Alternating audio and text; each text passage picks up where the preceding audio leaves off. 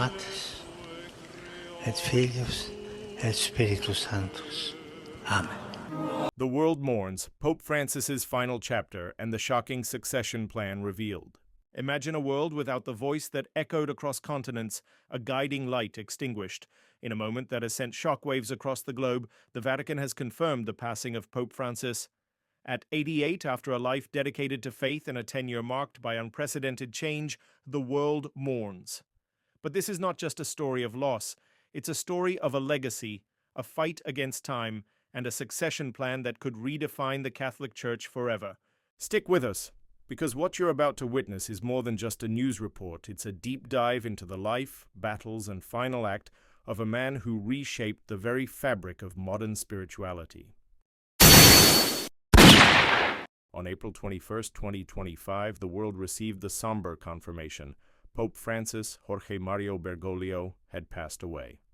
Cardinal Kevin Farrell's statement, at 7:35 this morning, the Bishop of Rome, Francis, returned to the house of the Father, resonated with a profound sense of loss. But this moment was preceded by a harrowing battle.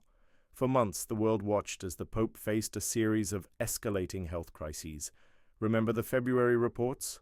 His hospitalization for respiratory problems, initially dismissed as bronchitis, quickly spiraled into a diagnosis of bilateral pneumonia, a complex picture, as the Vatican described it.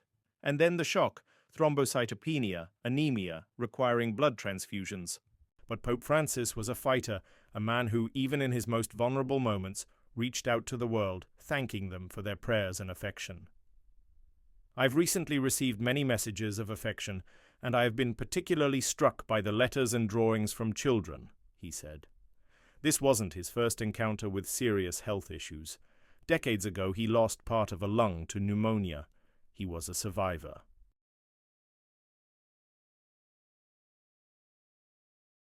From his ordination in 1969 to becoming the Archbishop of Buenos Aires and then a cardinal, his journey was marked by dedication.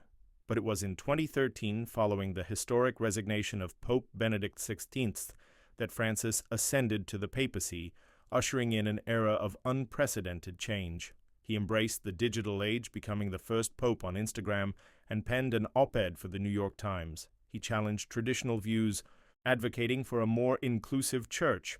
"If a person is gay and seeks God and has goodwill, who am I to judge?" he famously asked. He pushed for civil unions, recognizing the need for legal protections for same-sex couples.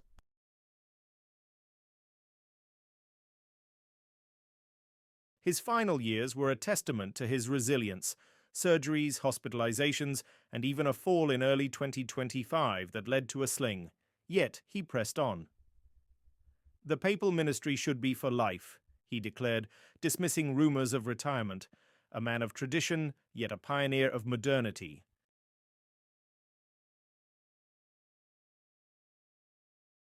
Now, as the world grapples with his passing, the focus shifts to the future. What happens next? The Conclave, the Sistine Chapel, the white smoke. But within this tradition, a complex political and spiritual drama unfolds. And at the end of this video, we're going to reveal the potential candidates and the inside scoop on the shocking succession plan that will shape the Catholic Church for decades to come.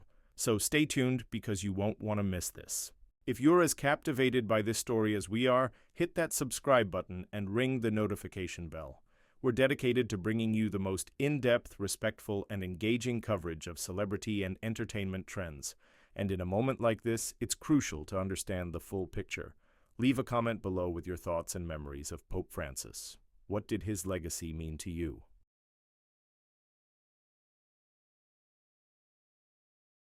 Now let's talk about the future. The Conclave is a high-stakes event, a blend of tradition and political maneuvering. Key cardinals are already being discussed. Potential candidates include Ghana's Peter Turkson, the Philippines' Luis Tagle, and Hungary's Peter Erdo. A successor has yet to be chosen.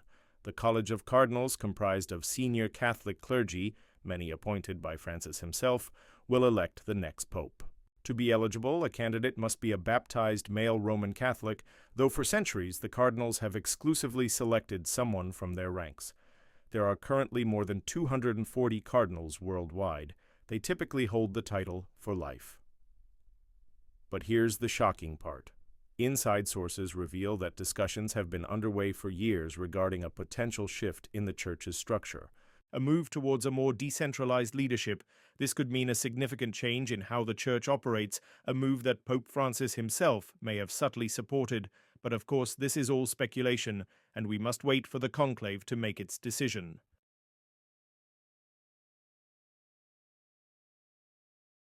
Cardinals below the age of 80 when the Pope dies or resigns vote in what is known as the papal conclave. To prevent outside influence, the conclave locks itself in the Sistine Chapel and deliberates on potential successors. While the number of papal electors is typically capped at 120, there are currently 138 eligible voters. Its members cast their votes via secret ballots, a process overseen by 9 randomly selected cardinals. A 2/3 majority is traditionally required to elect the new pope, and voting continues until this threshold is met. After each round, the ballots are burned with chemicals, producing either black or white smoke, signaling to the world about the outcome. Black smoke signals that no decision has been made, while white smoke means a new pope has been elected. Once the pope is elected, a top cardinal announces his name from St. Peter's Basilica.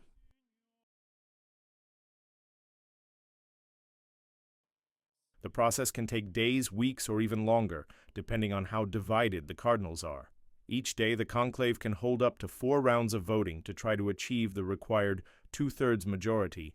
If after 33 rounds there is still no decision, the top 2 candidates face off in a runoff vote.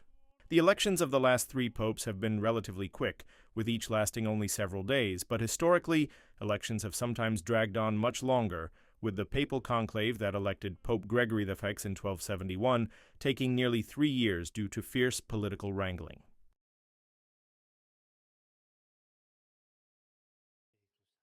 Of the 138 cardinals eligible to vote in the conclave, a total of 110 were appointed by Pope Francis. This group is notably more diverse than previous electors, with a higher representation from Asia, Africa, and Latin America, reflecting Francis's goal of mirroring the Church's global reach. The youngest cardinal elector is only 45 years old, a Ukrainian clergyman based in Australia. As a result, there is a possibility that for the first time in centuries, the next pope could come from Africa or Asia, or another region traditionally underrepresented in the Church's leadership. Among the African cardinals being discussed are Ghana's Peter Turkson, the former head of the Pontifical Council for Justice and Peace, and the Democratic Republic of the Congo's Fridolin Ambongo, Archbishop of Kinshasa. Both are committed conservatives who have been vocal advocates for peace in their respective countries. Another strong contender is Philippine Cardinal Luis Tagle, the former Archbishop of Manila. Like Pope Francis, Tagle emphasizes social justice and caring for the poor. Hungarian Cardinal Peter Erdo is seen as a leading conservative candidate and could serve as a bridge to Eastern Christians.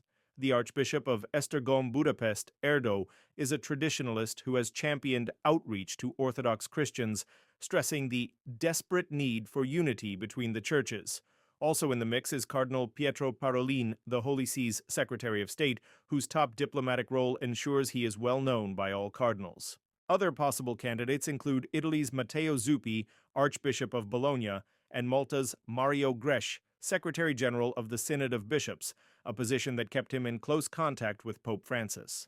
If you want to dive deeper into the lives of influential figures and explore the stories that shape our world, check out our other videos. We've got an in-depth look at George Foreman and a fascinating exploration of Michelle Trachtenberg's Cause of Death Revealed, The Official Truth. And don't forget to stay tuned for our upcoming coverage of the conclave. We'll be bringing you live updates and expert analysis. Thank you for joining us on this journey.